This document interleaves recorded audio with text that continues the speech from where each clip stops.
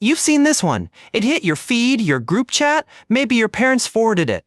Stanford's computer science class of 2026, only 5.8% got jobs, down from 94% in 2019. It had the specific numbers, the prestigious university name, the trajectory of decline that felt inevitable.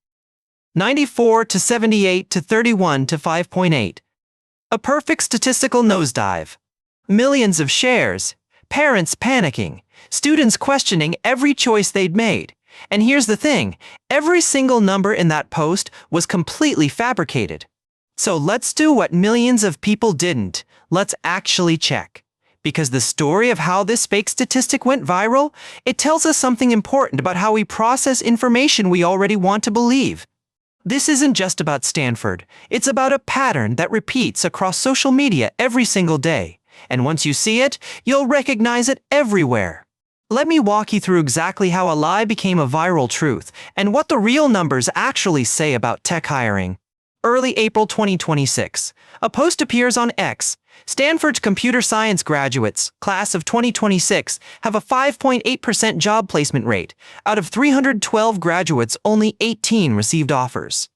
The post included historical context. In 2019, Stanford CS had a 94% placement rate. By 2022, it dropped to 78%, then 31% in 2024, and now 5.8%. It spread like wildfire. Indian parent WhatsApp groups, tech Twitter, LinkedIn thought leaders. Everyone had an opinion. Everyone was sharing.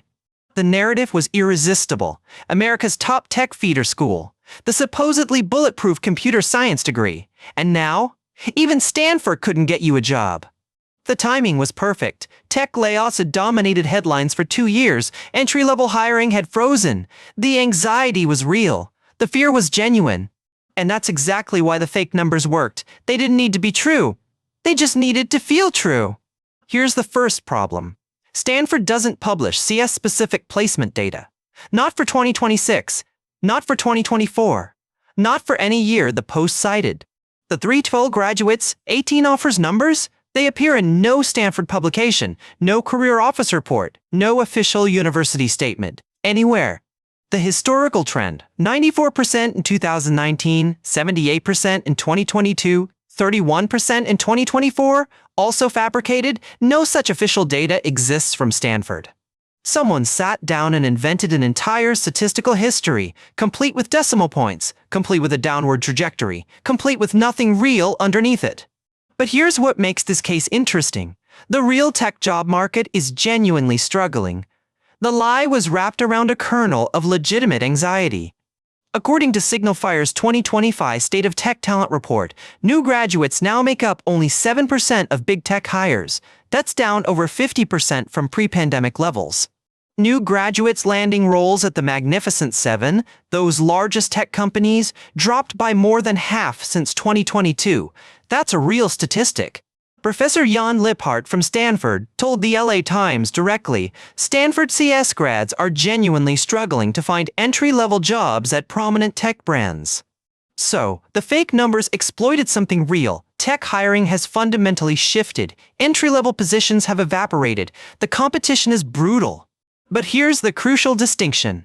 It's harder to get hired, and 5.8% of Stanford CS grads got offers are completely different claims. One is true, one is fiction.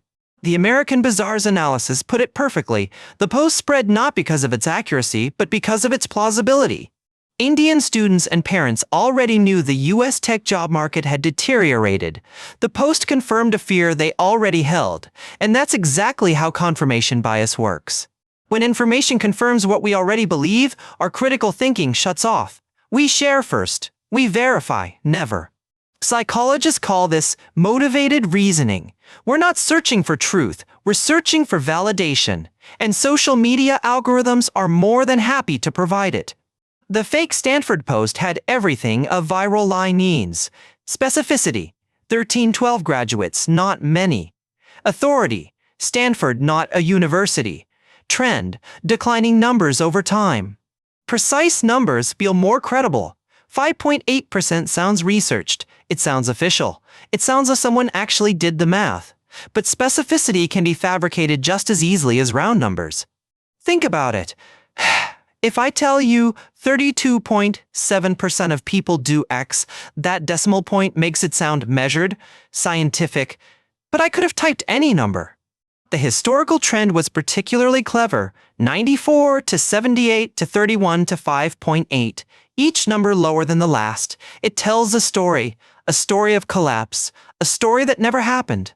Real data is messy. Real data has ups and downs. Real data requires footnotes and methodology explanations. Fake data is clean, dramatic, and shareable. So how long did it take to debunk? About 90 seconds of actual checking. Step 1. Find Stanford's official placement data. Step 2. Realize it doesn't exist. That's the entire investigation. Does Stanford publish this data? No. End of story. The numbers were invented from nothing. But by the time fact-checkers responded, millions had already seen the original post. The correction never travels as far as the lie. This is what researchers call the illusory truth effect. The more we see something, the more true it feels. Even after we learn it's false, the feeling persists. Your brain files away Stanford 5.8% somewhere in memory. Even knowing it's false, that association lingers. It shapes how you think about tech hiring. The real story: that entry-level tech hiring has genuinely collapsed, got partially obscured. We were so busy debunking fake numbers that we almost missed the real crisis underneath. New graduates are getting hired at big tech companies at half the pre-pandemic rate. That's documented, that's real, and that deserves attention on its own terms. The irony is thick. A made-up statistic about declining opportunity actually made it harder to have honest conversations about real declining opportunity. Because now, when someone says tech hiring is tough for new grads, there's a voice in your head asking, is this another fake statistic? Is this more panic? Misinformation doesn't just spread lies. It erodes our ability to trust truth. It makes us doubt real data alongside the fake. Let's talk about why this particular lie found such fertile ground. The anxiety about tech jobs isn't irrational. The layoffs have been real. Major tech companies cut hundreds of thousands of positions since 2022. Entry-level roles were often the first to go. Intern-trail programs shrank or disappeared. For international students especially, the stakes felt existential. Expensive degrees, visa requirements, return on investment. The math already felt precarious before fake statistics made it worse. So when a post appeared saying, Stanford had a 5.8% placement rate, it confirmed every worst fear. It made the nightmare feel official. So how do you protect yourself from this kind of viral misinformation? Here's the first question to ask. Does this organization actually publish this type of data? Stanford publishes overall employment outcomes but not CS-specific placement rates. If someone claims to have that data, it may help to ask where exactly they found it. Second, be especially skeptical of statistics that perfectly confirm your existing fears. That's exactly when your guard should go up, not down. Confirmation bias is powerful. When something feels true, we stop questioning. That emotional satisfaction of being right, that's the moment to pause and verify. Third, precise numbers can be fabricated just as easily as round numbers. Don't let decimal points convince you something is legitimate. 5.8% sounds more research than 6%. But that decimal is just a detail. Anyone can type it. Consider checking the primary source before sharing.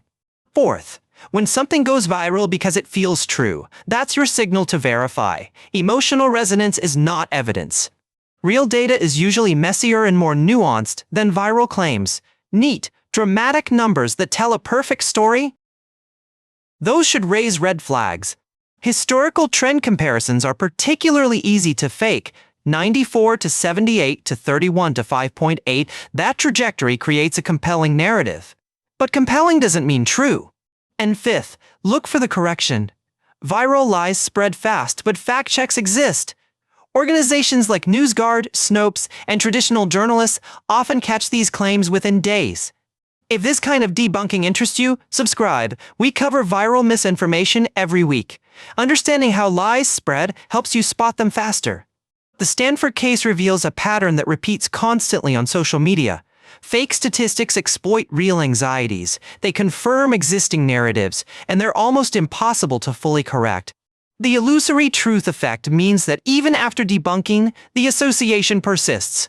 Stanford 5.8%. Somewhere in memory, that connection remains.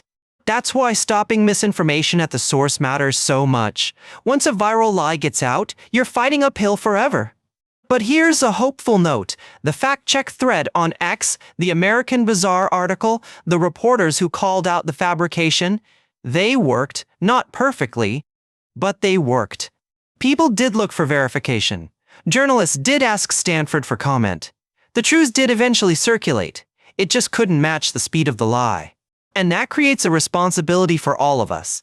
We're the ones sharing. We're the ones giving fake statistics their viral velocity. We can also be the ones who pause. Before you share that alarming statistic, before you forward that terrifying trend, take 30 seconds. Just 30 seconds. Ask, does this organization publish this data? The Stanford 5.8% claim was fake. Every number was invented. The historical trend was fiction.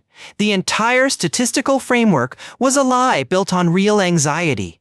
The tech job market is genuinely challenging for new graduates. That's real. But fabricated statistics don't help anyone navigate that reality. They just create panic. So the next time you see numbers that perfectly confirm your worst fears, take a breath.